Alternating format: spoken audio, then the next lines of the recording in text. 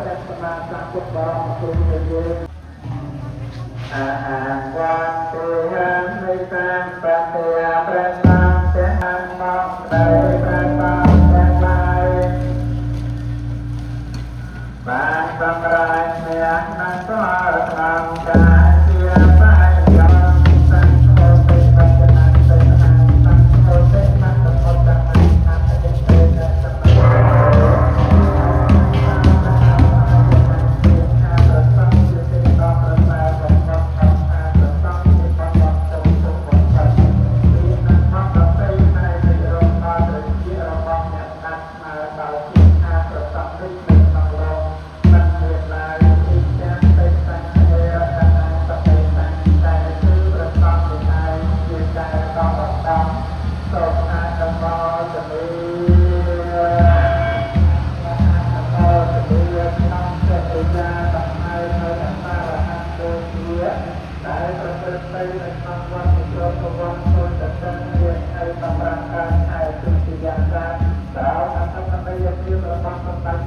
ព្រោះតែពេលនេះហើយដោយពុទ្ធនានុភាពនៃបុណ្យកុសលដែលយើងបានលះបង់ទៅតែវិចារចិត្តនៅក្នុងពេលនេះ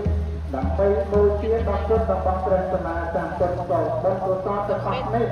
ជួយទ្រទ្រង់សម្ដេចលោកចាស់